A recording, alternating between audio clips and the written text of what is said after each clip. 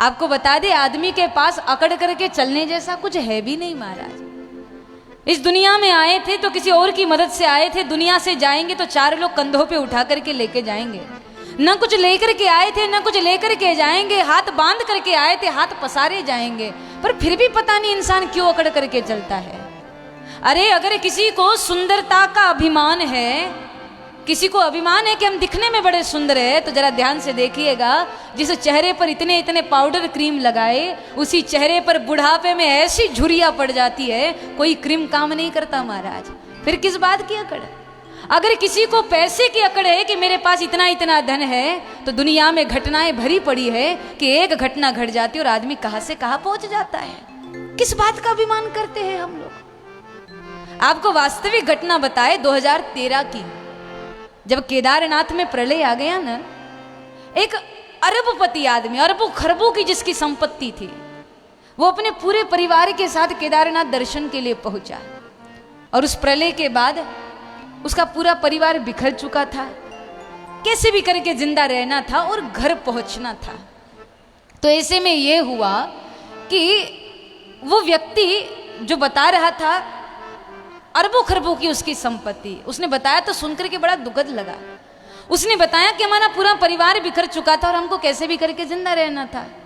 तो बोले हेलीकॉप्टर की मदद से सरकार के द्वारा कुछ बिस्किट के पैकेट उस समय छोड़े गए। तो मैं एक अरबपति आदमी, अब 5-10 रुपए के बिस्किट के पैकेट के लिए मुझे भी हाथ फैला करके खड़ा होना पड़ेगा, ये मैंने भी कभी अपनी जिंदगी में नहीं सोचा था। लेकिन मेरे साथ भी वो घटना घटी कि जहां लोग भीड़ लगा करके खड़े थे, वहां 5-10 रुपए के बिस्किट के पैकेट के लिए मैं भी हाथ फैला के खड़ा था, इस उम्मीद के साथ कि एक आध बिस्किट का पैकेट मिल जाए तो जिंदा बच जाऊं। उसने बताया, और जब बिस्किट के पैकेट ऊपर से छोड़े गए, इसने कहा कि एक पैकेट मेरे हाथ में आया, मेरे बगल वाले ने 2-4 रख लिए, और जब मेरे हाथ में एक पैकेट आया तो उसने बगल वाले ने मेरे हाथ से भी झपेट लिया और मुझे दिया नहीं। मैंने कहा भाई तुम्हारे पास 3-4 है, एक तो मुझे दे दो। उसने कहा नहीं नहीं, हमारे छोटे छोटे बच्चे, हमको जिंदा रहना है, कल और बांटे जाएंगे तब तुम रख लेना। बोले नहीं दिए उसने। बाद में ये हुआ, किसी ने बताया कि अगले दिन फिर बांटे जाएंगे।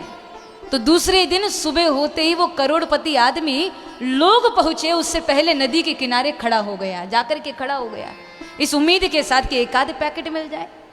और अब की बार वो हाथ फैलाए हुए नदी के किनारे खड़ा है कि बिस्किट के पैकेट के लिए।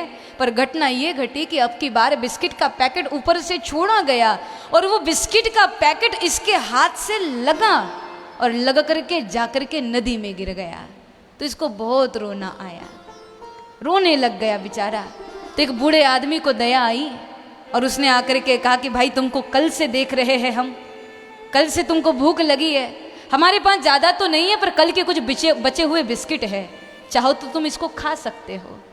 तो वो करोड़पति आदमी उस बूढ़े बाबा के झूठे बिस्किट लेकर के कोने में बैठा है और उन झूठे टुकड़ों को उठा उठा करके खा रहा है, आँख से आंसू बहा रहा है, रो रहा है और उन झूठे बिस्किटों को खा करके अपनी भूख मिटा रहा है। एक करोड़पति आदमी, कभी सोचा होगा उसने कि जिसकी अरबों खरबों की संपत्ति, उसको 5-10 रुपए के बिस्किट के पैकेट के लिए तरसना पड़े। पर यही बात है, एक घटना घट जाती है, आदमी कहां से कहां पहुंच जाता है। इसलिए अभिमान मत करिए महाराज। जो दिया है सब परमात्मा की देन है, हमारी मेहनत है, पर उसकी रहमत न हुई होती तो बात बनी न होती। इसलिए कुछ हो जाए आपके द्वारा तो तुरंत याद कर लीजिए, ये कृपा मेरे परमात्मा की है।